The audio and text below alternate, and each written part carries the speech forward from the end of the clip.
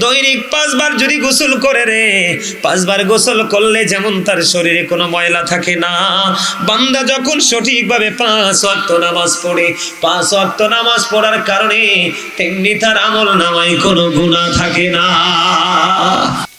কত মজার খবর দেখেন, নামাজিদের পাওয়ার, নামাজিদের মর্যাদা কেমন আমি আপনাদেরকে বলে দিতে চাই। ঈসা রুহুল্লাহ বন্ধু একদিন এক রাস্তা দিয়ে হেঁটে হেঁটে যায়, যাওয়ার সময় তিনি হঠাৎ করে তোনারির দৃষ্টিগোচর হলো।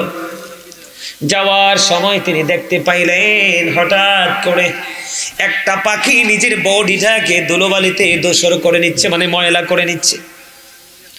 এই ময়লাযুক্ত শরীরটাকে আবার বন্ধু জলাশয়ে গিয়ে আবার ধৌত করে নিচ্ছে। ময়লা লাগাইলে, বালু লাগাইলে কি হয়? ময়লা হয়। গোসল করলে ময়লা দূর হয়ে যায়। এমনি করে করে একবার গায়ের মধ্যে ময়লা লাগায়, আরেকবার বন্ধু ধুলাবালি লাগায়, এমনি করে করে একবার পরিষ্কার করে একবার লাগায়। ঈসা রুহুল্লাহ দাঁড়ায় দাঁড়ায় চিন্তা করতেছে, এই কি আশ্চর্য ঘটনা, এটা আবার কি, কেন এটা কেন হয়, কেন হয়?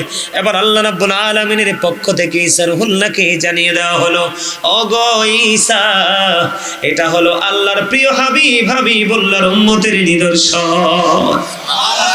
ওই যে পাখি ধুলাবালি লাগাচ্ছে তার বডিতে, এটা হলো আখির নবীর উম্মতের গুনাহ। আর ওই যে পানিতে গিয়ে যে সে গোসল করতেছে, এটা হলো তার নামাজ। তার মানে সে যখন গুনাহ করবে রে, গুনাহ করার পরে যখন সে নামাজে দাঁড়িয়ে যাবে, আমার আল্লাহ খুশি হয়ে তার জীবনের গুনাহগুলি মাফ করে দিবে। জোরে জোরে কন্যা সুবহানাল্লাহ। আল্লাহর কাছে সবচেয়ে পছন্দের কাজ হলো বন্ধু সময় মতো নামাজ পড়া। কি করা? সময় মতো নামাজ পড়া। সময় গেলে নামাজ পড়া, এটা কিন্তু বন্ধু উচিত নয়। আমাদের মধ্যে অনেকে আছে ইচ্ছে করে করে দেরি করে করে নামাজ পড়ে টাইমটাকে ওভার করে দিয়ে, আছে না নাই? আমার দিকে তাকান, যারা নামাজ পড়ে না, বেনামাজি কত দুষ্ট, কত জঘন্য। মুসা কালিমুল্লাহর জামানায়, মুসা নবীর জামানায় এক মহিলা ব্যভিচারের মাধ্যমে বন্ধু সন্তান ধারণ করলো। ব্যভিচারের মাধ্যমে যখন সন্তান ধারণ করলো, এখন ভাগ্যক্রমে এই সন্তানটা আবার পৃথিবীতে আসলো, প্রসব করলো। প্রসব করার পরে ওই মহিলা বাচ্চাটাকে বন্ধু গলা টিপে হত্যা করে ফেললো, মেরে ফেললো। মেরে ফেলার পরে সে আল্লাহর কাছে তওবা করলো। তওবা করার পরে বন্ধু তৎকালীন সময় মুসা কালিমুল্লাহ ওনার কাছে গেলেন। মুসা কালিমুল্লাহর কাছে যাওয়ার পরে মুসা কালিমুল্লাহর কাছে গিয়ে বললেন, ওগো আল্লাহর নবী মুসা, আমি অপরাধ করেছি, অন্যায় করেছি, জুলুম করেছি, আমি ব্যভিচার করেছি, ব্যভিচারের মাধ্যমে সন্তান ধারণ করেছি, সন্তানকে প্রসব করেছি, নিজের হাতে আমি গলা টিপে হত্যা করেছি। ওগো নবী মুসা, সন্তানটাকে হত্যা করার পরে আমি আল্লাহর দরবারে তওবা করেছি। আপনি বলে দেন, আপনি বলে দেন, আপনি বলে দেন আমার এই অপরাধ ক্ষমা করবেনি। বন্ধু এই কথা বলতে দেরি মুসা কালিমুল্লাহ ডাক দিয়ে বলল, না না না না, তুমি আমার সামনে থেকেই দূর হয়ে যাও। মুসা নবী মহিলাটাকে তাড়িয়ে দিলেন। সঙ্গে সঙ্গে আল্লাহ রাব্বুল আলামিন জিবরাইলকে পাঠালেন, জিবরাইল যাও যাও যাও, মুসাকে গিয়ে প্রশ্ন করো ওই মহিলাটাকে কেন এখান থেকে বের করে দিল। এবার জিবরাইল আসলেন, আসার পরে মুসা কালিমুল্লাহর সাথে কথা বললেন। এবার আল্লাহর নবী মুসা কালিমুল্লাহ বললেন, সে জঘন্য পাপী। এবার ওই মুসা কালিমুল্লাহকে ওই ফেরেশতা একটা ডাক দিয়ে বললেন, ওগো মুসা, মুসা রে, আমার আল্লাহ জানিয়ে দিয়েছে রে মুসা, ওই ব্যভিচারিণী মহিলা সন্তান ধারণ করলো, এটা হলো ব্যভিচার করেছে, এটা একটা অপরাধ। সন্তান ধারণ করে প্রসব করলো, এটা একটা অপরাধ। সন্তানটাকে হত্যা করে ফেললো, এটা একটা অপরাধ। এত অপরাধ করার পরে তওবা করে আসলো, আপনি তাকে দূর দূর করে তাড়িয়ে দিলেন। মুসা রে, যেই মানুষ ইচ্ছে করে নামাজ ছেড়ে দেয়, ওই মানুষগুলো ওই যে ব্যভিচারিণী চাইতেও জঘন্য। জোরে জোরে কন্যা নাউজুবিল্লাহ। আমার নবী শীতের দিনে বের হলো। বের হওয়ার পরে তিনি চাইয়া দেখলেন গাছের পাতাগুলো ঝরে ঝরে পড়ছে। আমার নবীজি গাছের ডাল ধরলেন, আবু জরকে একটা ডাক দিলেন, হে আবু জর। আবু জর উত্তর দিলেন, লাব্বাইকা ইয়া রাসূলুল্লাহ, নবী গো আমি হাজির। আমার নবী এবার একটা ডাক দিয়ে বলল, রে আবু জর, তুমি চাইয়া দেখো শীতের কারণে শুষ্ক হয়ে গাছের পাতাগুলো কেমনি বিরামহীন ভাবে জোরে জোরে পড়ছে। রে আবু জর, আল্লাহর প্রিয় বান্দাগুলো, আমি নবীর উম্মতগুলো নামাজের মাধ্যমে যখন আল্লাহর কুদরতি কদমে ওই পবিত্র কপাল লাগায়া সেজদা দিয়ে দেয় রে, নামাজের মাধ্যমে যখন সেজদা দিয়ে দেয়, তখন ওই শীতের দিনের গাছের পাতার মতো তার জীবনের গুনাহগুলি ঝরে পড়ে যায়। জোরে জোরে বলুন সুবহানাল্লাহ। এখন আপনি নামাজটা কেমন করে পড়বেন বন্ধু? এসাম ইবনে ইউসুফ হাতিম ইবনে আসামকে প্রশ্ন করেছে, দেখেন আপনারা আমরা কেমন নামাজ পড়ি, আর তৎকালীন সময়ে তাদের নামাজটা কেমন ছিল। এসাম ইবনে ইউসুফ হাতিম ইবনে আসামকে প্রশ্ন করলেন, আপনি বলে দেন আপনি নামাজটা কেমন করে পড়েন। তখন হাতিম ইবনে আসাম উত্তর দিয়ে দিল, আমি কেমন করে নামাজ পড়ি সেটা তুমি জানতে চাও? কয় হ্যাঁ, আমার জানার কোনো প্রয়োজন গো, আপনি বলে দেন আমি কেমন করে নামাজ পড়ব। এবার হাতিম ইবনে আসাম বলে দিলেন, আমি যখন নামাজে দাঁড়াই আমার কাছে মনে হয় আমি ফুলচিরাতের ফুলের উপর দাঁড়িয়ে আছি।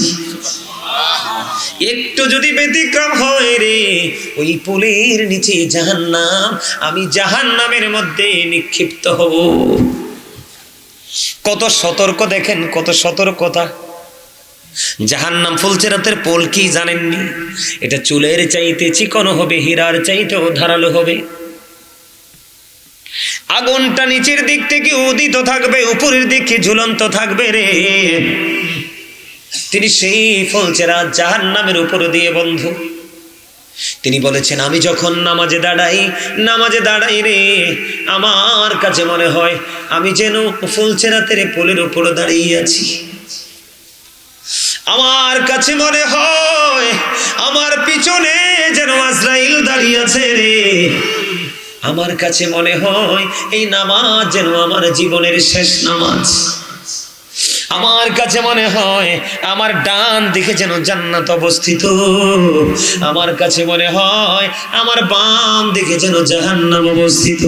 আমার কাছে মনে হয় আমি যখন নামাজে দাঁড়াই গো, আমার নামাজটাকে আমার মালিক আপন করে পরিদর্শন করছে। জোরে জোরে কন্যা সুবহানাল্লাহ। বন্ধুরে আমার, ওই বুজুর্গ লোক যারা, সাধক যারা, তাকওয়া সম্পন্ন ব্যক্তি যারা, আপনি তাদেরকে ফলো করতে হবে। আল্লাহ বলেছেন, join with my dear people, come to my paradise. আল্লাহ বলেছেন, ফাদখুলি ফি ইবাদি ওয়াদখুলি জান্নাতি। আমার আল্লাহ বলেছেন, আমার প্রিয় লোকেদের সাথে যুক্ত হও আর আমার জান্নাতে চলে আসো। জোরে জোরে কন্যা সুবহানাল্লাহ।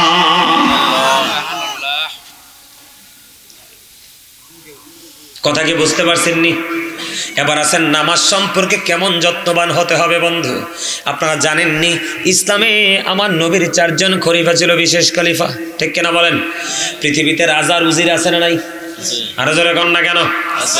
আমার নবীর পৃথিবীর মুখে বন্ধু উজির ছিলেন আবু বকর, ওমর। আর ওই পৃথিবীর বাইরে বন্ধু আমার নবীর উজির ছিলেন হযরতে জিবরাইল এবং মিকাইল। জোরে জোরে সুবহানাল্লাহ। কেমন করে বন্ধু সাহাবীরা নামাজ পড়েছে খেয়াল করে। হযরতে আবু বকর সিদ্দিক রাদিয়াল্লাহু তাআলা আনহু, তিনি যখন দিনের মধ্যে তিনি কি হলেন, দীক্ষিত হলেন, এবার দিনের জন্য সকল সম্পত্তি তিনি খরচ করতে লাগলেন। খরচ করতে করতে করতে করতে বন্ধু একটা পর্যায়ে তিনি দুস্থ হয়ে গেলেন। খেয়াল করেন, সাহাবাই কেরামদের তাকওয়া, সাহাবাই কেরামের নামাজ, সাহাবাই কেরাম আমার নবীর হুকুম কেমন করে মানত, একটা একটা করে বিভিন্ন দিক থেকে তত্ত্ব দিচ্ছে, নিয়ে যান। আর আমরা কেমন করে নামাজ পড়ি বন্ধু? আবু বকর সিদ্দিক দুস্থ হয়ে গেল। কিন্তু আজকের মসজিদে আজান হয়ে গেল, নামাজ শুরু হয়ে যাবে রে। আবু বকর যে নামাজ পড়তে হবে, নামাজ পড়ার মতো পোশাকও ওনার নাই। এবার আবু বকর সিদ্দিক রাদিয়াল্লাহু তাআলা আনহু কি করলেন, গায়ের মধ্যে ছোট্ট একটা জামা রে, ও বন্ধু, গায়ের মধ্যে ছোট্ট একটা জামা, এই জামা দিয়ে তিনি জামা বানাবে, নামাজের জন্য ফরজ পোশাক বানাবে।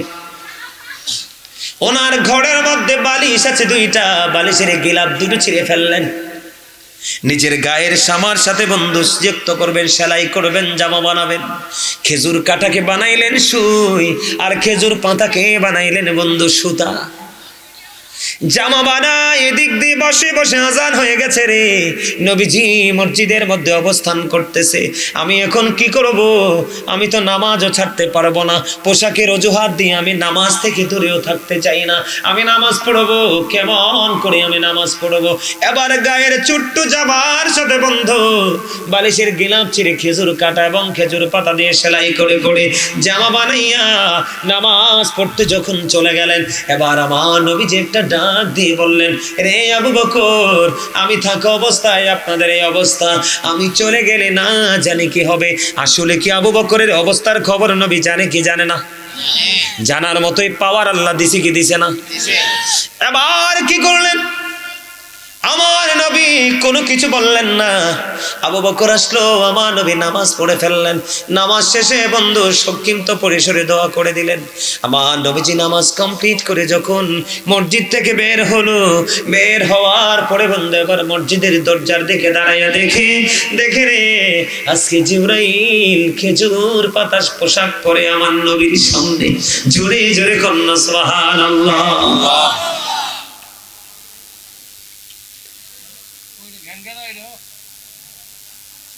খেজুর পাতার পোশাক পরে পরে আমার নবীর সামনে হযরত জিবরাইল।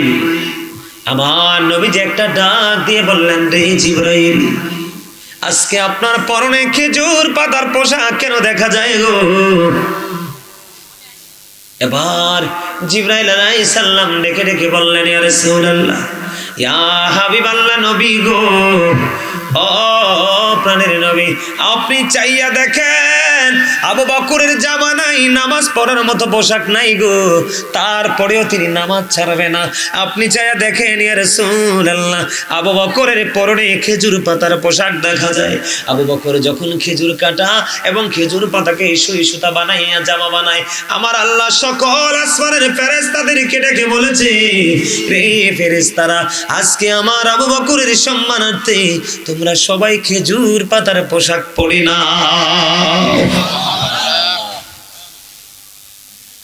অথচ আপনার আমার ঘরে কত সুন্দর সুন্দর পাঞ্জাবি জামা আছে, আমরা এগুলো নামাজের জন্য ইউজ করি না।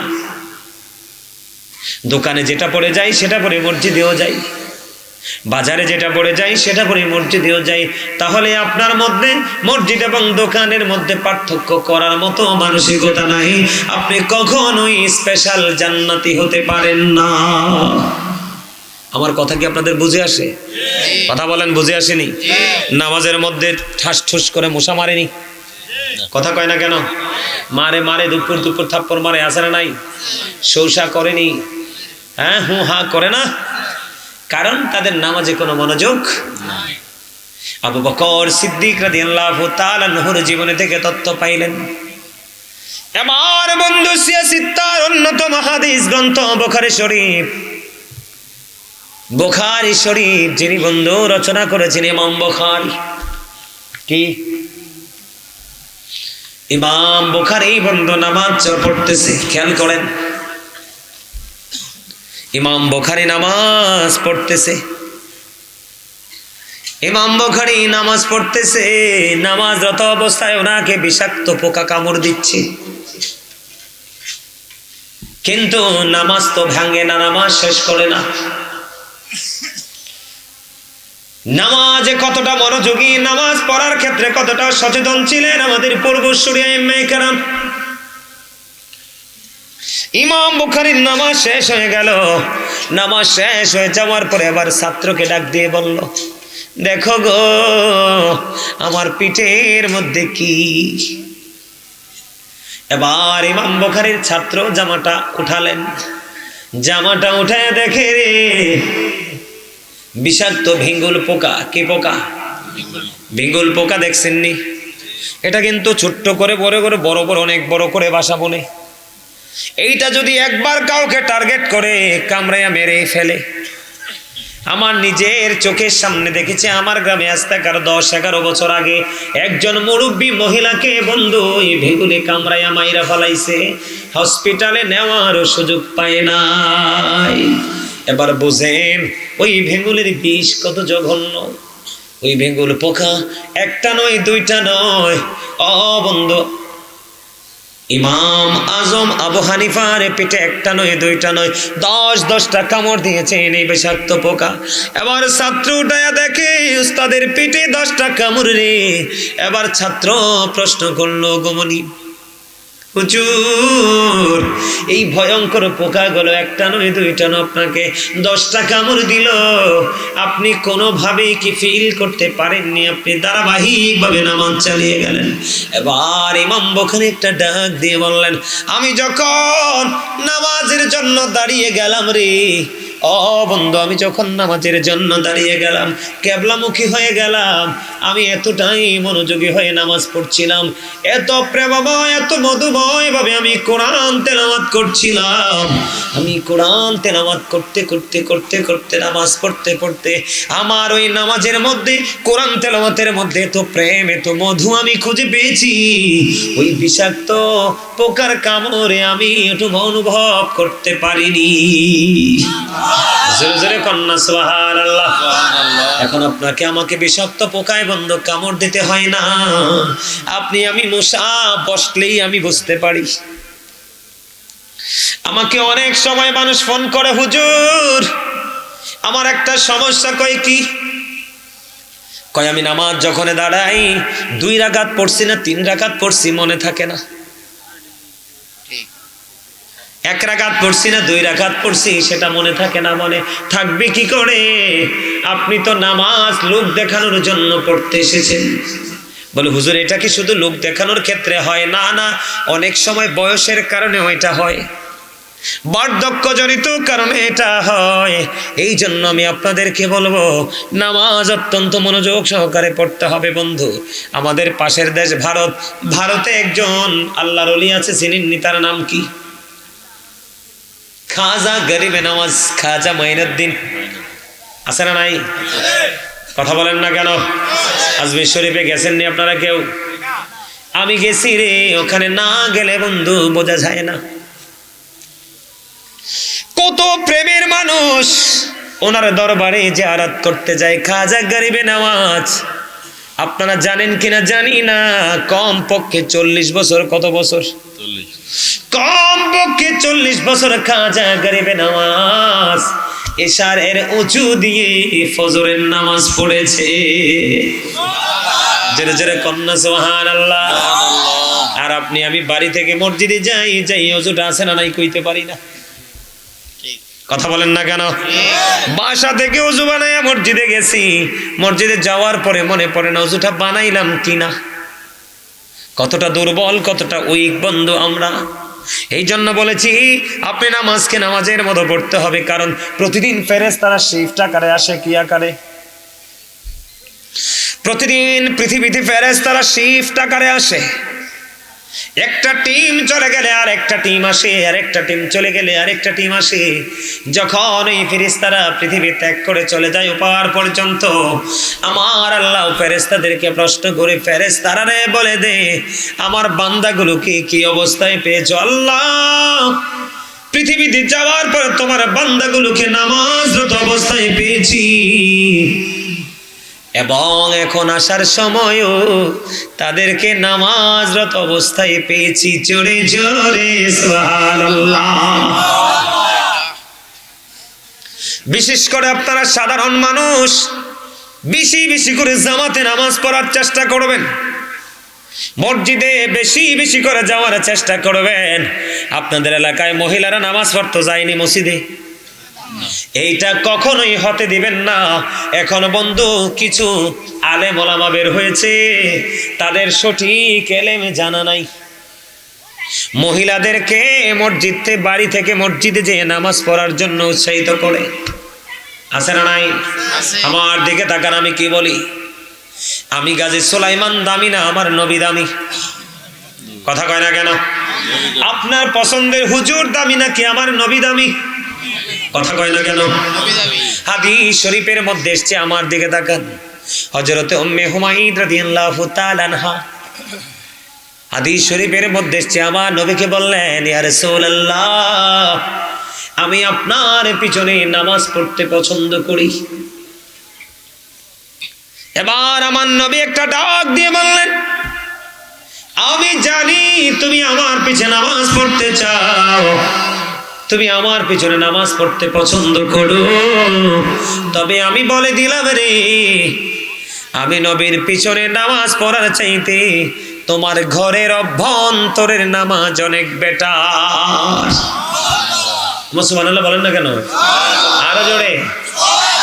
আল্লাহর হাবিব বলেছেন, ঘরের বারান্দায় নামাজ পড়তে পারবা না। কি করতে পারবা না? হাদিস শরীফের মধ্যে এসেছে, আপনারা আমার প্রাণের নবী বলে দিয়েছেন, বারান্দার নামাজের চাইতে অনেক গুরুত্ব, অনেক দামি হলো, অনেক দামি হলো ঘরের। ও বন্ধু, বারান্দার নামাজের চাইতেও নারীদের জন্য উত্তম নামাজ হলো তার ঘরের অভ্যন্তরের নামাজ।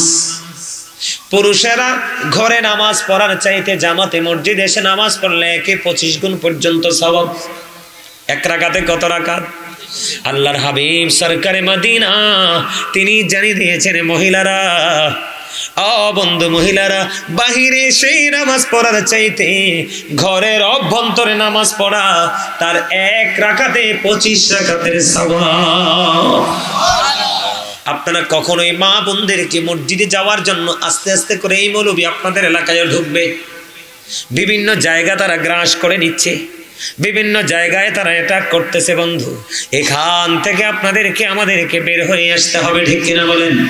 এবার আসেন আমরা ফরজ নামাজ পড়ি, ফরজের পাশাপাশি আমাদেরকে সুন্নাত নফল পড়ার দরকার আছে না নাই? আরো জোরে বলেন না। যদি আপনি ফরজ ও নামাজের ফাঁকে ফাঁকে আপনি নফল নামাজ পড়তে পারেন, এটা আপনার জন্য অনেক বড় নিয়ামত। আপনার জীবনে, আমার জীবনে অনেক ফরজ আমল ছুটে যায় কিনা?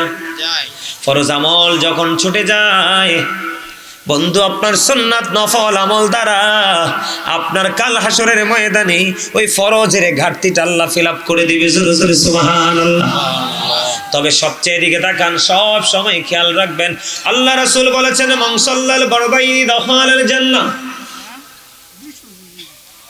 আপনার আমার প্রাণের নবী বলে দিয়েছে, এদিকে তাকান, যে ব্যক্তি শীতল সময়ের 2 ওয়াক্তের নামাজ পড়বে, কোন সময়ের? শীতল সময়ের 2 ওয়াক্তের নামাজ পড়বে রে, তার ঠিকানা হবে জান্নাত। জোরে জোরে কন্যা সুবহানাল্লাহ। শীতল সময়ের মধ্যে বন্ধু জানেননি শীতল সময় কোনটা? কথা কয় না। ঠান্ডার সময় নামাজ 2 ওয়াক্তের নামাজ আছে, বলতে পারবেননি কোন নামাজ? একটা হলো ফজর আর একটা হলো আসর। একটা হলো কি? ফজর এবং আসর, এই 2টা সময়ের নামাজ শীতল সময়ের নামাজ। আপনার আমার প্রাণের নবী জানিয়ে দিয়েছে, এই শীতল সময়ের 2 ওয়াক্তের নামাজ যদি পড়তে পারো গো, তোমার ঠিকানা হবে বন্ধু জান্নাত। জোরে জোরে কন্যা সুবহানাল্লাহ। নামাজ পড়বেন তো? আমি একটা ঘটনা আমি আপনাদেরকে মজা করে বলছি বন্ধু, খবর শুনে নেন। আমার আল্লাহর কাছে নফল ইবাদত কত পছন্দের। এই শাহাদাত তালিবিন কিতাবের মধ্যে এসেছে বন্ধু, জিবরাইল আলাইহিস সালাম একটানা 30,000 বছর নফল ইবাদত করলেন। 30,000 নফল ইবাদত করলেন, 30,000 বছর। আমার আল্লাহ জিবরাইলকে ডাক দিয়ে বলে, জিবরাইল, আমি তো তোমাকে 30,000 বছর নফল ইবাদত করার কথা বলিনি, কেন করেছো? আবার জিবরাইল ডেকে ডেকে বলে, আল্লাহ গো, আপনি আমাকে 600 ডানা দিয়ে পৃথিবীতে পাঠিয়েছেন, সৃষ্টি করেছেন, মর্যাদা দিয়েছেন, সেই জন্য শুকরিয়া স্বরূপ আমি 30,000 বছর নফল ইবাদত করেছি। এবার বন্ধু আমার আল্লাহ ডাক দিয়ে বলে, রে জিবরাইল, জিবরিল, ও জিবরাইল তুমি শুনে রাখো, তুমি সাক্ষী থাকো, আমার হাবিবের উম্মতগুলো যদি কিছু সময় নফল ইবাদতের মধ্যে যদি সময় কাটায়, আমি আল্লাহ কথা দিলাম তাদেরকে অদ্বিতীয় জান্নাত দিয়ে পুরস্কৃত করব। তার এটা হলো একটা। আরেকটা এটার বাস্তব ঘটনাটা বলি, হাদিস শরীফ। কাল হাসরের ময়দানে একজন আহ্বানকারী আহ্বান করতে থাকবে, কে রে রাতের মধ্যবর্তী সময়ে নামাজ পড়েছো? সুবহানাল্লাহ বলেন না। কে? আহ্বানকারী আহ্বান করতে থাকবে, কে রে রাতের মধ্যবর্তী সময়ে নামাজ পড়েছো? ওই যে আমি নফল ইবাদতের কথা বললাম, আপনারা বলেন মধ্যবর্তী রাতের মধ্যবর্তী নামাজ কোনটা বুঝছেননি? তাহাজ্জুদের নামাজ। এদিকে তাকান, হাদিস শরীফের মধ্যে এসেছে যখন ডাক দেওয়া হবে, কে রে মধ্যবর্তী সময়ে রাতে নামাজ পড়েছ? বন্ধু অল্প কিছু নামাজি দাঁড়াবে, অল্প কিছু নামাজি দাঁড়াবে। যখন এই নামাজিগুলো দাঁড়াবে তখন সঙ্গে সঙ্গে অর্ডার দিয়ে দেওয়া হবে, যাও যাও যাও, বিনা হিসাবে তোমরা জান্নাতে চলে যাও। জোরে জোরে সুবহানাল্লাহ। কি? বিনা হিসাবে জান্নাতে চলে যাও, বিনা হিসাবে জান্নাতে চলে যাও, জান্নাতে চলে যাও। জান্নাতে চলে যাওয়ার জন্য বন্ধু অর্ডার দিয়ে দিবে। আর যারা রাতের মধ্যবর্তী সময়ে নামাজ পড়তে পারোনি, তারা বিচারের জন্য প্রস্তুত হও। তাহলে নফলের দাম আছে না নাই? এবার আসেন, আপনাদের সবার সুপরিচিত একটা নামাজ আছে বন্ধু, মাগরিবের নামাজের পরে 6 রাকাত তাওবিন নামাজ পড়ে কি পড়ে না? 2 রাকাত করে আমরা 6 রাকাত তাওবিন নামাজ পড়ি, ঠিক কিনা বলেন? কয় রাকাত করে পড়ে? কিন্তু এই নামাজটা কেমন করে পড়বেন মজাটা বুঝে নেন, মজাটা বুঝে নেন, শিখে নেন, জেনে নেন। মজা কত বন্ধু এটার মধ্যে। আপনার আমার প্রাণের নবী বলেছে, মাগরিবের নামাজ তুমি পড়ে ফেলেছো, তোমার কোনো প্রয়োজন নেই কথা বলার, তুমি কোনো প্রয়োজন মনে করো না, কথা বলবা না। যদি প্রয়োজন বিশেষ হয় তুমি কথা বলতে পারবা। তুমি যদি তোমার কোনো প্রয়োজন যদি না হয়, তুমি কি করবে না? কোনো কথা বলবে না। সোজা মাগরিবের নামাজ শেষ করে তুমি তাওবিন নামাজটা আদায় করে নেবে। হাদিস শরীফের মধ্যে এসেছে, আপনারা আমার প্রাণের নবী জানিয়ে দিয়েছেন, কোনো প্রয়োজনীয় কথা না বলে কেউ যদি মাগরিবের নামাজ শেষ করার পরে 6 রাকাত তাওবিন নামাজ পড়তে পারবো, আমার নবী জানিয়ে দিয়েছে এই নিয়মে একদিনের তাওবিন নামাজ পড়ার কারণে তার আমল নামায় 12 বছরের নফল ইবাদতের সওয়াব দেয়া হবে। তাই নামাজ পড়লে লাভ না লস? আরো জোরে কোন, আরো জোরে। নামাজ দিয়ে সর্বশেষ হাদিস বলি বন্ধু, সুন্নাত নামাজে আসেন। এখন আমাদের দেশে অনেক মোল্লা বের হয়েছে, সুন্নাত লাগে না, নফল লাগে না। তাদেরকে বলে দেই আপনি সারা জীবন ফরজ ওয়াজিব আমল করে যাবেন। ইচ্ছে করে যদি আপনি কোনো সুন্নাত ছেড়ে দেন, নবীজি আপনাকে উম্মত বলে স্বীকার করবে না। আমার নবী যদি আপনাকে উম্মত বলে স্বীকার না করে রে, আপনাকে মুক্তি দেওয়ার কেউই নাই। আমি আপনাদেরকে বলে দেই মজার খবর, সুন্নাত এতক্ষণ নফল নিয়ে বললাম, প্রতিদিন আপনার আমার জন্য 12 রাকাত সুন্নত নামাজ আছে। কয় রাকাত? 12 রাকাত সুন্নত নামাজ আছে রে। আমার নবীজি বলেছেন এই 12 রাকাত সুন্নত নামাজ যদি কেউ প্রতিনিয়ত কন্টিনিউয়াসলি যদি তুমি সুন্নত 12 রাকাত পড়তে পারো, আল্লাহ রাব্বুল আলামিন কথা দিয়েছে তোমার জন্য আল্লাহ স্পেশাল জান্নাতে ঘর বরাদ্দ দিবে। হুজুর এই 12 রাকাত সুন্নাত নামাজ এগুলো কি কোথায় কোথায় বন্ধ? ফজরের ফরজ নামাজের আগে আছে 2 রাকাত সুন্নাত। এই 2 রাকাত সুন্নাত খেয়াল করেন, আমরা 2 রাকাত ফরজ পড়ি না জামাতে বা একাকি? ফরজ নামাজের আগে ফজরের নামাজ তো 4 রাকাত, ফরজ নামাজের আগে যে 2 রাকাত সুন্নাত আছে। জোহরের নামাজে ফরজ পড়ার পরে 2 রাকাত সুন্নাত আছে। কথা বলে না কেন? আছে না নাই? আরো জোরে বলেন, আরো জোরে বলেন। এবং ফরজের আগে 4 রাকাত সুন্নাত আছে। আছে না নাই? জোহরের নামাজের মধ্যে পেয়ে গেলাম 6 রাকাত, ফজরের নামাজের মধ্যে ফরজের আগে পেয়ে গেলাম 2 রাকাত। 8 রাকাত, আর মাগরিবের জামাত 3 রাকাত ফরজ পড়ার পরে আছে 2 রাকাত, এশারের জামাত পড়ার পরে ফরজ পড়ার পরে আরো আছে 2 রাকাত সুন্নাত।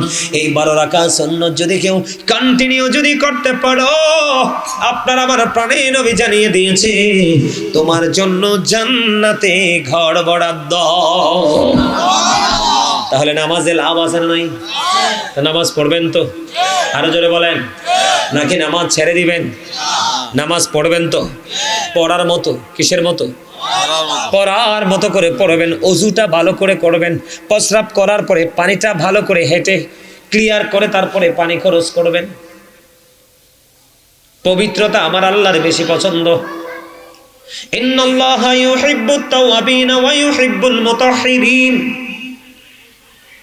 যারা তওবা করে নিশ্চয়ই আল্লাহ রাব্বুল আলামিন তওবা করে এবং পবিত্র যারা থাকে তাদেরকে আমার আল্লাহ পছন্দ করে। সুবহানাল্লাহ কয় না? মানে যারা পবিত্র থাকে এবং তওবা করে, তওবা দ্বারা কি হয়ে যায়? পবিত্র হওয়া যায়। গুনাহ থেকে পবিত্র হওয়া যায় না? কথা কয় না? আর ওযু দ্বারাও তো পবিত্র হওয়া যায়। এই দুই পবিত্রতা আল্লাহর খুবই পছন্দ। আর ওই যে ঢিলাগুলো বাবার দিকে তাকান, আমাদের কিন্তু এখনকার ছেলেরা তো ঢিলাগুলো নিতেই জানে না। এটা তো নিতেই জানে না, এই জন্যই তো বললাম। সম্মানিত উপস্থিতি, এটা অত্যন্ত গুরুত্বপূর্ণ। আপনি কিন্তু হুট করে প্রস্রাব করে পায়খানা করে কিন্তু পানি খরচ করলে হবে না। হবে? হবে না, হবে না। আপনাকে ঢিলাগুলো ব্যবহার করতে হবে, নিয়ম জেনে করতে হবে, বুঝে করতে হবে, তারপরে পানি খরচ করতে হবে। এখন তো আমরা কি কমু কর না, এখন তো কত মোল্লা বেরিয়েছে, কয় পানি খরচ করলে বলে 5.5। নাউজুবিল্লাহ কর না, আরো জোরে কর। এই জন্য বলছি আপনাদের সন্তানেরা, আপনাদের নেক্সট যে প্রজন্মের লোকেরা, তারা যদি এখনই যদি হক্কানি আলেমদের সংস্পর্শে না আসে, এগুলো যদি তারা না জানে, যেইভাবে আমাদের মতো কিছু দাড়িওয়ালা টুপিওয়ালা পাগড়িওয়ালারা সমাজকে জাতিকে ধ্বংস করে দিচ্ছে, গোমরা করে দিচ্ছে, গোমরাহির দিকে নিয়ে যাচ্ছে, আমার কাছে অনেক বেশি ভয়, আমি অনেক বেশি আতঙ্কিত। তার কারণ হচ্ছে কি জানেন? ওরা একটা কৌশল অবলম্বন করে। কি করে? আপনাকে আমল থেকে বাঁচাই দিবে। কি করবে? এটা নাই, ওটা নাই, এটা করা লাগবে না, ওটা করা লাগবে না। আপনি তো মনে করবেন আরে আমাকে তো হুজুর ফ্রি করে দিছে। কি করে দিছে? ফ্রি করে দিছে। এই হুজুরে না বালা, কম করে দিয়ে গেছে, কম করলে নাকি চলবে। এটা কিন্তু আপনার জন্য বড় গজব। আরে আমার নবী রাহমাতাল লিল আলামিন, ওনার জীবনে তো তিনি কম করে নাই। নামাজে দাঁড়াইলে ফা মুবারক ফুলে যেত, লোহ মুবারক বের হয়ে আসতো, তারপরে নামাজ শেষ হতে না। আর আপনি আমি জুম্মার দিন, এটা এত বড় নেয়ামতের দিন, সবার পরে যাই এবং সালাম পেরানোর পরে তো যুদ্ধ শুরু হয়। এখন তো মুনাজাত দেয় না, মুনাজাত দেয় না, সালাম নাই, কালাম নাই, সুন্নাত নফল নাই। এই নামাজ, এই নামাজ দিয়ে কোনো ফায়দা হবে না। আজকে এক ফিস সাহেব আপনার কনসার্টে আইছে, অনলাইনে দেখেন, আমি বলবো না, আমি মানুষের থেকে শুনছি। ইন্ডিয়া থেকে আইছে, বাংলাদেশের থেকে আইছে, কনসার্টে আসছে ফিস সাহেব। এখন এই ফিরের কাছে যেতে মায়াত হয়েছে, হাতের উপায় কি? কোন ফিস সাহেব কি কোনো কনসার্টে আসতে পারে? কথা বলে আসতে পারে? ওই যে আমার একটা গল্প মনে হয়েছে, কইলে তেমনি। আরে বেটা, ওই হেই হেই ফিস সাহেব, এই আমার একটা কথা মনে হয়েছে, কইলে তেমনি। আমার কথা না, ওই ফিস সাহেবের ডায়লগ। ওই ফিস সাহেব আজকে কনসার্টে আসছে। কয়দিন আগে কইছে ইসলামী ব্যাংকে অ্যাকাউন্ট করা নাকি ফরজ। আজকে কুমিল্লা কান্দিরপাড় টাউন হলে ফিস সাহেবের কনসার্টে আসছে। স্টেডিয়ামে নি, স্টেডিয়ামে কই দেখছেন? ওই ওরা জানে, আমি জানি না। আমি আমি আমি শুনছি। ক হুজুর, ক হুজুর কই যাবো আমরা? আমি কি হয়েছে? কয় ফিস সাহেব তো কনসার্টে আইছে। আমি দোতা মিস্ত্রির কাছে গেলে তো ঘর উঠবে না। কিও? কারণ মিস্ত্রি জলি বসানোর জায়গায় এক জায়গায়, ওটা ফিটা দিব আরেক জায়গায়, শেষ মি। কথা কয় না কেন? দোতা না,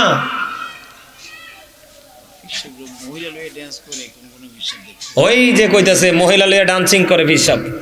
তবে জান কেন মগুর চালান দিতে পারেন না? মগুর চালান বুঝেননি? মানে লোকালটা বললাম, বাংলাটা বললাম আর কি। আমার কথা আপনারা বুঝতেছেন? আপনাদেরকে কি করতে হবে? এগুলো খেয়াল করতে হবে। কি করতে হবে? খেয়াল করতে হবে। এত উদাসীন হলে হবে না, এত অসচেতন হলে হবে না। এই ছেলেমেয়েরা, ছেলেরার পর্দার কথা তো একটু বলে ফেলেছি, একটু আগে বলছি না? ছেলেদের পর্দা কোথায়? নাভি বরাবর আর নিচে দিয়ে টাকনোর উপরে এইটুকু ঢেকে রাখা, এই কন্ডিশনে পোশাক পরা এটা পুরুষের জন্য ফরজ। আর নারীদের জন্য ফরজ হলো মাথা থেকে পা পর্যন্ত ঢেকে রাখবে, হাতের তালু পায়ের তালু দেখাতে পারবে। বিশেষ কোনো জরুরি প্রয়োজন হলে তারা মুখমণ্ডলটা দেখাতে পারবে, যেমন হজে যাবে, পাসপোর্ট করা লাগবে, তখন তো ছবি তুলতে হবে। এইরকম বিশেষ প্রয়োজনে মুখমণ্ডল দেখাতে পারবে, আর নয় পুরো শরীর ঢেকে রাখা তাদের জন্য ফরজ। কারণ আল্লাহ রাব্বুল আলামিন বলেছেন, করনা ফি বুয়ুতিকুন্না ওয়ালা তাবাররাজনা তাবাররুজাল জাহিলিয়াতিল উলা। জাহিলি যুগের নারীদের মতো তোমরা তোমাদের রূপকে অন্য বেগানা পুরুষকে দেখায়ও। বলেছে কে? ও কথা কয় না, কে বলেছে? আল্লাহ। এখন আপনার আমার আপন স্বজন মা বোনেরা তারা বেপরদাশীল ভাবে চলাফেরা করে না? কথা কয় না, করে কি করে না? তো এটার জন্য তো দায়ী পুরুষ। এটার জন্য দায়ী কে? প্রত্যেকটা বাবা তার মেয়েকে কন্ট্রোল করবেন, প্রত্যেকটা ভাই তার বোনকে কন্ট্রোল করবেন, প্রত্যেকটা স্বামী তার স্ত্রীকে কন্ট্রোল করবেন। তাহলেই কিন্তু সামাজিক পরিবর্তন চলে আসবে। ঠিক না বে ঠিক? আরো বলেন ঠিক না বে ঠিক? আমার নবীকে যখন দেবর সম্পর্কে প্রশ্ন করা হলো, আমার নবী বলেছেন, একটা নারী তার দেবরের সাথে দেখা করার চাইতে মৃত্যু অনেক বেটার। নাউজুবিল্লাহ বলেন। সম্মানিত উপস্থিতি, আমার নবীজির দরবারে দুইজন মহিলা উপস্থিত ছিলেন। ঠিক এই মুহূর্তে উম্মে মাকতুমের পুত্র আব্দুল্লাহ নবীজির দরবারের দিকে আসতেছে, মাইমুনা সহ নবীজির দরবারে উপস্থিত ছিলেন। আব্দুল্লাহ যখন আসতেছে, নবীজি বলছেন, তোমরা এখান থেকে আত্মগোপন করো। কি করো? তার মানে এখান থেকে প্রস্থান করো, চলে যাও। কেন? আব্দুল্লাহ আসতেছে। ইয়া রাসূলুল্লাহ, আব্দুল্লাহ কি অন্ধ নয়? আমার নবীজি বললেন, আব্দুল্লাহ অন্ধ, তোমরা তো অন্ধ না। পর্দাটা কত সেনসিটিভ খেয়াল করছেননি? আরে পুরুষটা অন্ধ, তোমাকে দেখবে না, তাতে কি হয়েছে? কিন্তু তুমি তো তাকে দেখছো। কারণ চোখের জিনা হলো দেখা। চোখের জিনা কি? দেখা। আপনাকে আমাকে কি হতে হবে? সাবধান হতে হবে, আপনাকে আমাকে অ্যালার্ট হতে হবে। আমার কথা কি বুঝতে পেরেছেন? আপনার আমার সমাজের মধ্যে কিছু মহিলা আছে, তাদেরকে বলা হয় মর্দা মহিলা। কি মহিলা? মর্দা মহিলা। এরা মর্দা মহিলার মানে কি বুঝবেন না? মর্দা মহিলা তারা পুরুষের মতো পোশাক পরে, পুরুষের মতো চলাফেরা করে। কি করে? পুরুষের মতো চলাফেরা করে, তারা পুরুষের মতো বিচরণ করে। আমার নবীজি বলেছেন, ওরা হলো মর্দা মহিলা, তাদের জন্য জাহান্নাম বরাদ্দ, এবং জাহান্নামের মধ্যে তাদের জন্য একটা খাবার বরাদ্দ, যেটার নাম হলো তিনাতুল খাবাল। ইয়া রাসূলুল্লাহ, তিনাতুল খাবালটা কি? আমার নবী বলেছেন, জাহান্নামের নিংরানু, পচা রক্ত, পুজ অথবা ঘাম। এটা খাইতে দেওয়া হবে, কিন্তু ওনাকে খেতেও হবে। দুঃখজনক হলে সত্য, লা ইয়ামুতু, people will not die that day, মানুষ মরতে পারবে না। আল্লাহ বলেছেন, ফিহা ওয়ালা ইয়াহইয়া, people will not be able to live that day, মানুষ সেদিন বাঁচতেও পারবে না। আল্লাহ বলেছেন, আমা হুমান হাবি গায়িবিন, people will not be able to escape that day, মানুষ সেদিন সেখান থেকে পালাতেও পারবে না। বাজারের সুযোগ নাই, মরার সুযোগ নাই। এই মুনাজাত দিবে আরেকজন, উনি কোথায়? নিয়ে আসো, আমি আর আলোচনা করব না। 1.5 ঘন্টার উপরে হয়ে গেছে, নিয়ে আসো। আমার কথা কি আপনারা বুঝতে পারছেন? পর্দার উপর আরেকটু ওয়াজ করতাম, কারণ এই এখনকার মহিলারা বার হইছে এই ডিস্কো পোশাক, বোরকা বার হইছে না, টাইট ফিট করে দেয়। হ্যাঁ, ওই যে হুজুর আরেকটা কথা মনে করাই দিছে। এদিকে তাকান, এখনকার মহিলারা কি পিটিং পরে না? পিটিং না? দেখবেন ঢিলা ঢালা বোরকা পরে না।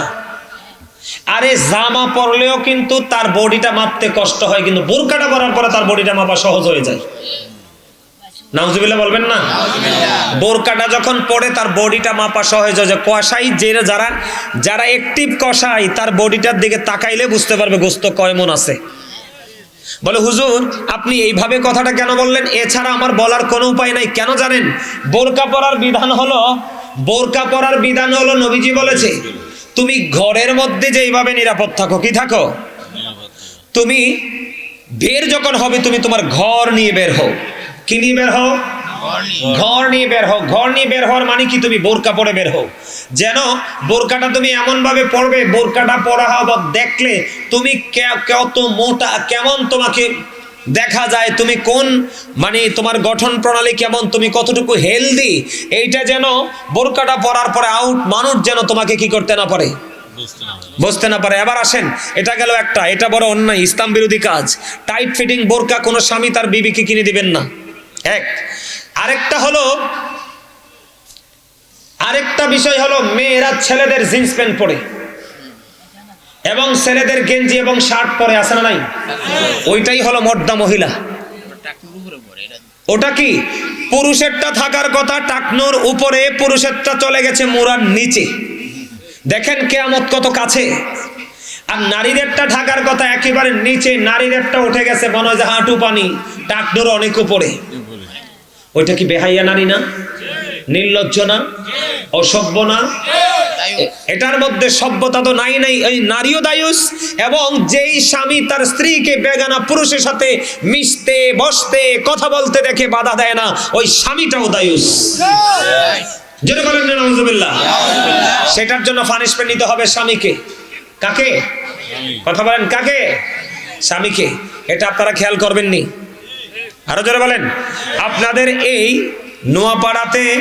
নোয়াপাড়াতে আছে কিনা জানি না, অনেক মহিলাদের স্বামী বিদেশে থাকে বা স্বামী বিভিন্ন জেলায় চাকরি করে, তার স্বামী বাড়ি নাই, কিন্তু সে সুন্দর করে সেজে গোজে লিপস্টিক দিয়ে সেজে গোজে কিন্তু বেগানা পুরুষের সামনে হাঁটে। জানেননি এটা?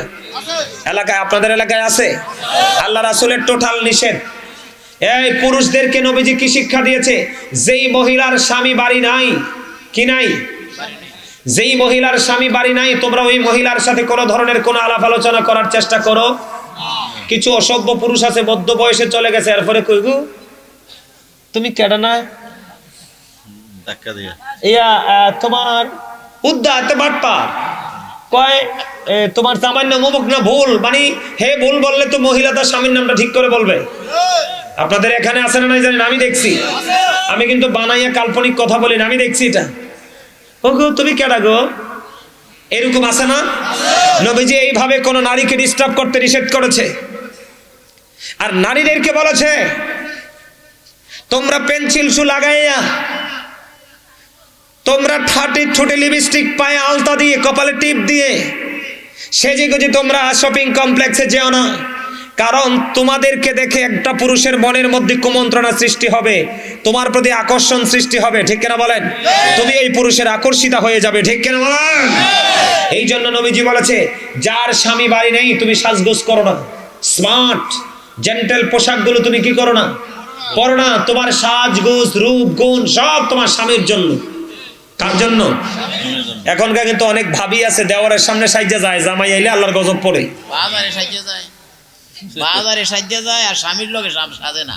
এই দেখছেন নি, পুরো উল্টা। এটা কিন্তু বাস্তব কথা। একা একা সেজে গোজে চলে যায়। আমরা আজকে দেখছি একটাই বোরকা টোরকা সব পড়ছে, এদিক দিয়ে ওন্না দিয়ে রাখছে, হঠাৎ করে চোখ তো একটু বাটপাট টাইপের, এটা তো সবাই জানেন। চোখ কি আমার কোন আর আপনার কোন, চোখ কিন্তু একটু বাটপাট টাইপের। কিসের টাইপের? চোখের কাজই হলো দেখা। চোখের কাজ কি? হঠাৎ করে গাড়িতে বসে রয়েছে, চোখ খুললে দিয়ে শয়তানি ঠোঁট দুটার একবার টকটকে লাল করে রাখছে। পরে দেখলাম বডিতে বোরকাও আছে, আবার ওন্না পড়ছে একটু স্টাইলিস্ট ভাবে, ওই চুল মূল সবগুলো দেখা যায়। তো তুমি বোরকাটা পড়ছো কি জন্য? তার মানে সে উদ্দেশ্য প্রণোদিত ভাবে সেজে গোজে কোথাও না কোথাও যাচ্ছে। নাউজুবিল্লাহ বলেন না কেন? আরো জোরে বলেন না। এগুলো আপনাদের নারীদেরকে কি করতে দিবেন না, এই প্রশ্রয় দিবেন না। শোনেন, আমাদের দেশের অনেক বাবা আছে, বাবার ডান চোখ কানা। কোন চোখ কানা? ডান চোখ কানা বলে। হুজুর প্রশ্ন করেন না যে হুজুর আব্বার ডান চোখ কানা কেন বললেন? ডান চোখ কানা এই জন্য বলছি, কানার মাইয়ারে পাঠাইছে শপিং কমপ্লেক্সে, বুঝছেন নি?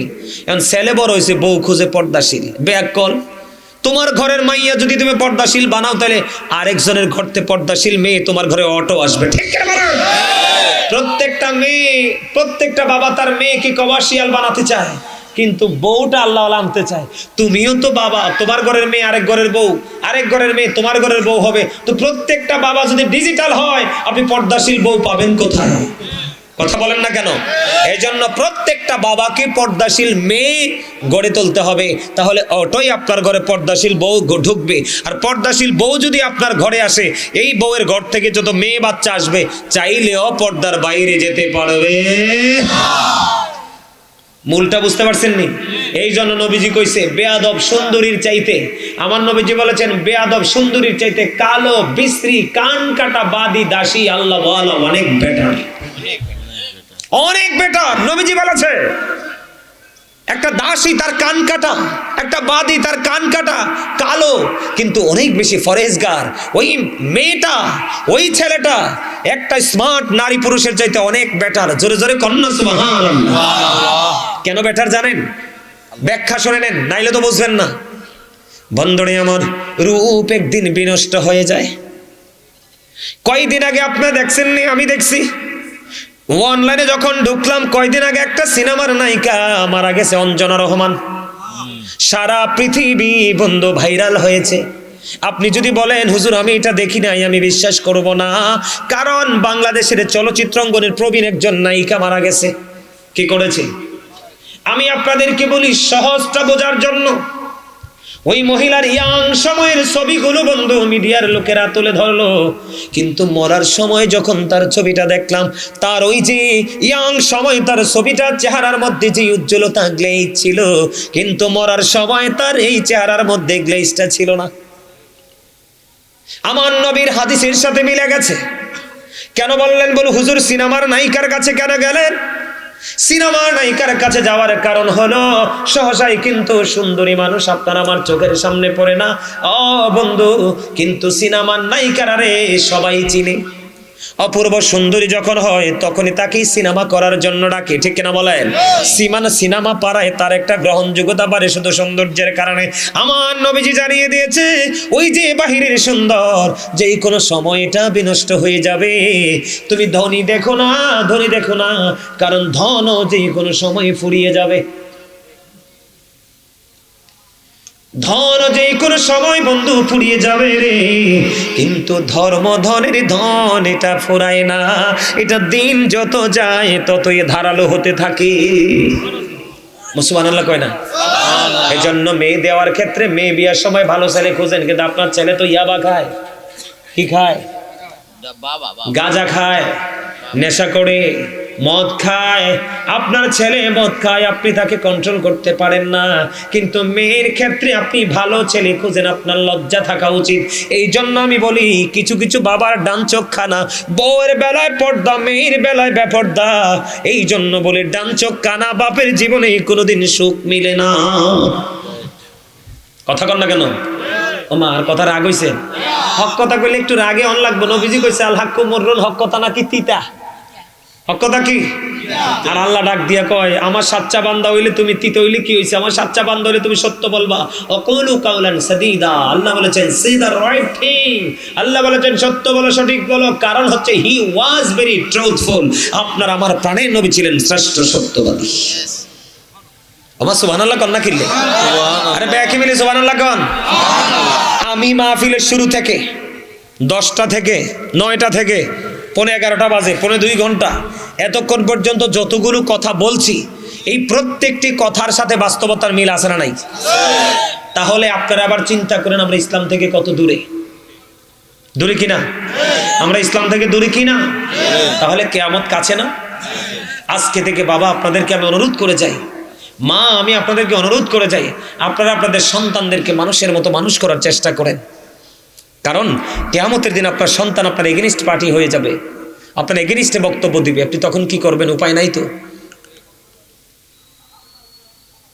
কথা বুঝতে পারছেন না? আমার নবীজি বলেছেন নারীরা হলো গোপনীয় জীব। কি গোপনীয় জীব? তারা যখন গোপন জায়গা থেকে যখন প্রকাশ্যে চলে আসে, আপনারা আমার প্রাণের নবী বলে দিয়েছেন প্রকাশ্যে যখন চলে আসে তখন তাদেরকে দেখলে শয়তান উকি ঝুঁকি দেয়। নাউজুবিল্লাহ বলেন না? শয়তান কি করে? উকি ঝুঁকি দেয়। শুধু উকি ঝুঁকি না, আপনার আমার প্রাণের নবী জানিয়ে দিয়েছি বন্ধু শয়তান নারীকে রশি হিসাবে ব্যবহার করে। পৃথিবীর বুকে যত নারী যত পুরুষ বিপদে পড়েছে নারীর কথা শুনে পড়েছে। আদম সফিউল্লাহ আমাদেরকে অনেকগুলো উপদেশ দিয়ে গেছেন। কি দিয়ে গেছেন? অনেকগুলো উপদেশ বন্ধু আদম সফিউল্লাহ দিয়ে গেছেন। এর মধ্যে একটা উপদেশ হলো, যুবক পুরুষ তোমরা কোনোদিন নারীর কথায় চলাফেরা করো না, নারীর কথায় ওঠা বসা করো না। তোমরা যদি নারীর কথা মতো চলাফেরা করো তাহলে 100টা কাজ করলে 99% কাজে লজ্জা পাবে। তবে নারীদের কাতারে মাকে বসাইও না। তুমি বউয়ের কথায় কাজ করলে 99% কাজে তুমি লজ্জা পাবা, আর মায়ের কথা মতো চললে তুমি 100% এর চাইতেও বেশি নিয়ামত প্রাপ্ত হয়ে যাবা। একটা পুরুষও করে না তো। একটা পুরুষও ঘরে থাকতে পারবে না, এই কথাটা আপনি বাস্তব বলছেন, কিন্তু ওই পুরুষ ঘরে না থাকার তো কারণ আছে, যিনি তো গোড়ায় সমস্যা করছে। গরিবের মেয়ে খুবই পরেশগার, ওই মেয়েকে তো বউ করে আনবেন না আপনি। আপনি তো আনবেন 5তলা ভবনের মালিক, কিন্তু ওইটা তো যাইয়ে আপনার কানমলা দিব। ওমা দিবে না। বেপরদাশীল নারীদের সমস্যা শেষ নাই তো, বলবো নি একটু? এমন শীত চলে না, যেই ঘরে একটা বড় লোকের মাইয়া আছে বউ, আপনি ওইটারে বললেন যে আব্বার একটু গরম পানি করে দাও, দেখবেন কি করে। এখন যখন গাটটা ফাঁক দিব, আপনি যদি যোগ্য সন্তান হন, আপনি তো বউর গাল বাড়ে চর বসাই দিবেন। কেন বসাবেন? কারণ সে বেয়াদবি করেছে। কি করেছে? কি করেছে? কথা বুঝছেন? আমারটা বুঝে রাখেন আপনারা। যার দাদা নাতি আছে বিয়ে করাইবেন, আব্বা আছেন ফুতিরে বিয়ে করাইবেন, বুঝে রাখেন কথাগুলো। এখন আপনি যে থাপ্পড় দিছেন, বউ তো ফোন দিছে কার কাছে? বাবার কাছে। আব্বা তোমার জামাই আরে মারছে, তোমার নাই কি করতেন? কয় বিচার করবার লাই আইও। বিচার করান লাগবো? আন লাগবো। কয় হেতের ভাত খাইতেন না? তুই হাতের ভাত খাইতে না? কয় না, কিন্তু হেতে তো কেসকিট পড়বে এখন, কারণ হেতে বিয়ের সময় কাবিন দিছে 15 লাখ। কি দিছে? কথা কয় না। কাবিন দিছে কয় লাখ? 15 লাখ। হেতে তো আবেগের বশবর্তী হয়ে কামটা করছে, তো বিবেক খাটাই নাই। এখন ওই 5 তলার উপরে বৈশা বৈশা মাইয়ার বাপেও সুযোগ খুঁজছে, যদি আসে বর্ষিরে ঠিক মতো আটকাই দিব। এবার 15 লক্ষ টাকা বন্ধ, বা 20 লক্ষ বা 5 লক্ষ কাবিন হয়ে গেল। আপনার সব বিক্রি করলে বিশ্রী পাবেন না 2 থেকে 3 লাখ। সমাজে যখন সবাই বসবে, আপনাকে যেটা উসুল দিবেন একটু উসুলটা বাদ দিয়ে বাকিটা আপনাকে বউকে পেমেন্ট দিতে হবে। 3 মাস 13 দিনের খাওন খোরাক দিতে হবে, ঠিক কিনা? এখন আপনার তো সেই তৌফিক নাই, বিচার তো বসে গেছে, বউ তো খাবে না। বউ কিন্তু আসলে বউ কি করবে? আপনার সংসার করবে, কিন্তু তার গোড়াই শক্ত। সে বসে আছে একদিকে মুখটা ঘুরাইয়া। আপনি তো বিপদে পড়ছেন। এখন যদি সালিশে ফাইনাল সিদ্ধান্ত আসে আপনাকে মওরানা দিতে হবে। কাবিন করছেন 15 লাখ, সর্বসা করলে আপনার সম্পদ আছে 5 লাখ। এখন আগে বিক্রি করে বউ দিলে চলবে? দিলেও তো হবে না। এখন আপনি বাধ্য হয়ে বউয়ের পিঠে যাইয়া হাতটা দিয়া পোষা দিবেন, বিবি আই এম রিয়েলি সরি, বাড়ি চলো। এখন তো সে এতদিন ছিল এবিডি সুপারি গাছের আগায়, এখন তো এবিডি একটা না চলে গেছে তাল গাছ এবং নারকেল গাছের আগায়, ঠিক কিনা গো?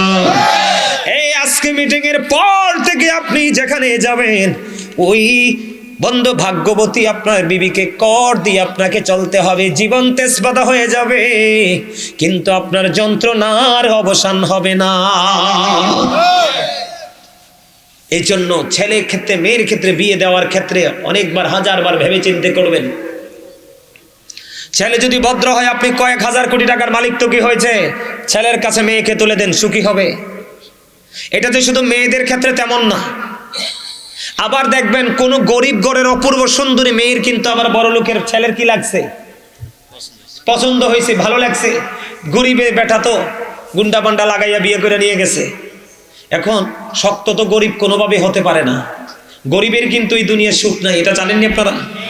The rich are not always happy. ধনীরা সব সময় সুখী নয়। The poor are born to suffer. গরিবরা জন্মগ্রহণ করেছে দুঃখ ভোগের জন্য। গরিবদের জন্য জিন্দিগি হলো একটা, গরিবদের দুঃখ শোনার মতো, তাদের বক্তব্য শোনার মতো সময় এই যুগের প্রভাবশালীদের নাই। কথা বলেন না কেন? আমার আল্লাহ ডেকে ডেকে বলে, গরিব তোরা টেনশন করিস না, তোরা সাফার করতে করতে করতে করতে আমার কাছে আয়, আজকে তোদের কথা শোনার সময় নাই। আমি আল্লাহ কথা দিলাম, কাল কিয়ামতের দিন ওই সমস্ত ক্যারেক্টারলেস রিচ ম্যানদের কথা আমার শোনার সময় থাকবে না।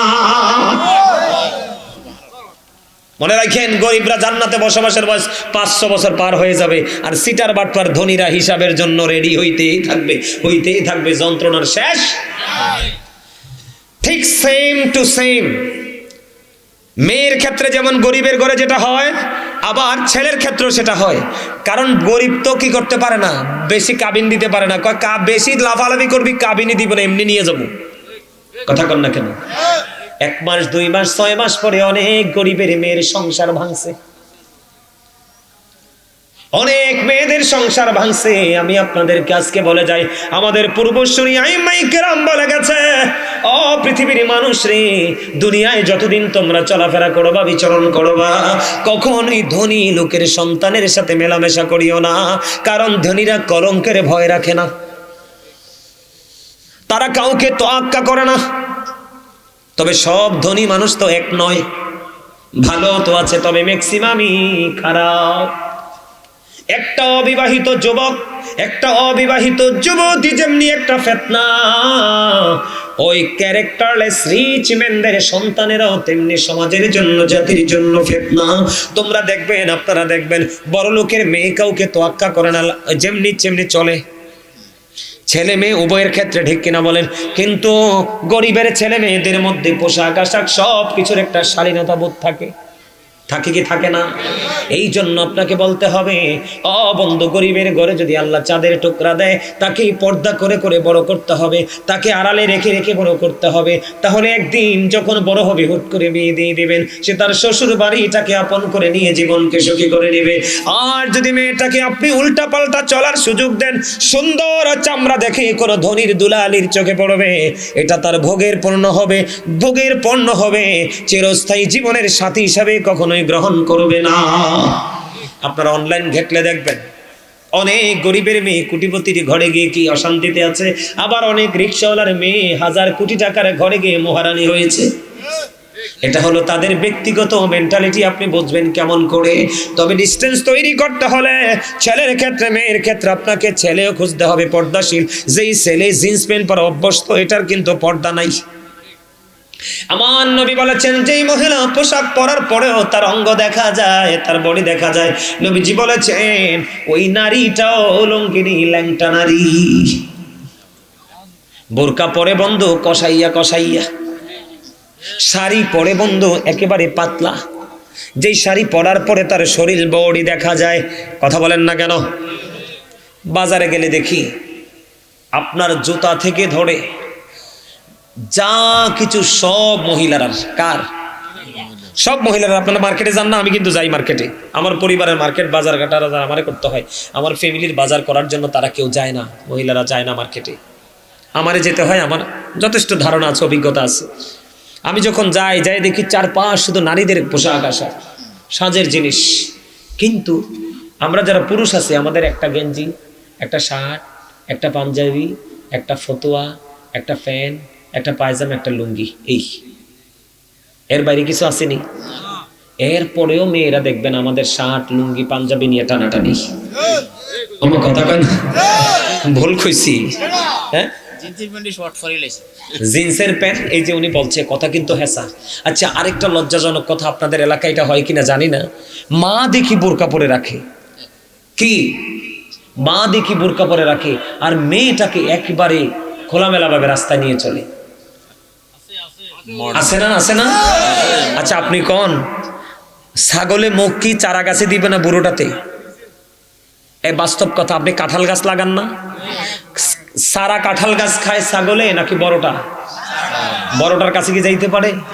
যাইতে পারে। আরে তুমি কেন বোঝো না? তুমি তো বড় কাঁঠাল গাছের মতো বুড়া হয়ে গেছো, চামড়া তোমার বটে গেছে। তুমি যদি খালিও হাঁটো, তোমার দিকে কেউ তাকাবে? সমস্যা তো তোমার মেয়ে।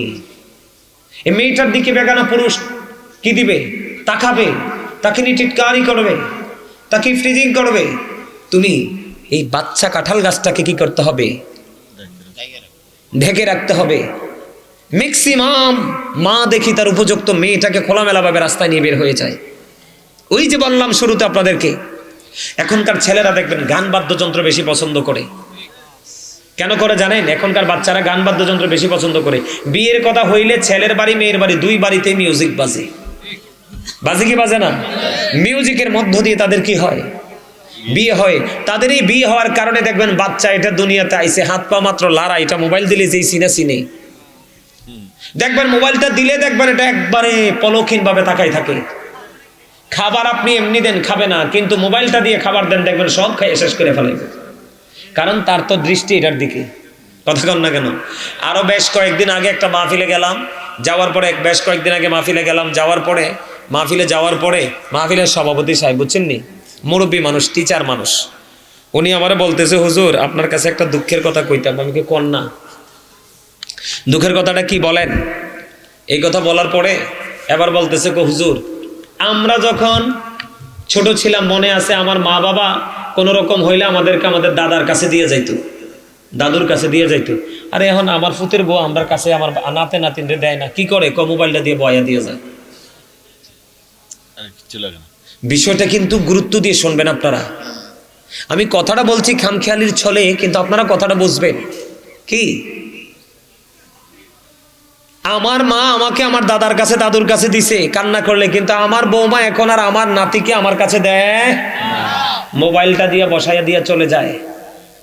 এটা কত বড় ধ্বংস, খেয়াল করছেন? বুঝতে পারছেন? আমার দিকে তাকান। আমি আপনাদেরকে বলে দেই, এই বেপরদাশীলতার সাথে কিন্তু আপনার মিউজিকটা আছে, বিশেষ করে নেশাটা বেশি আছে।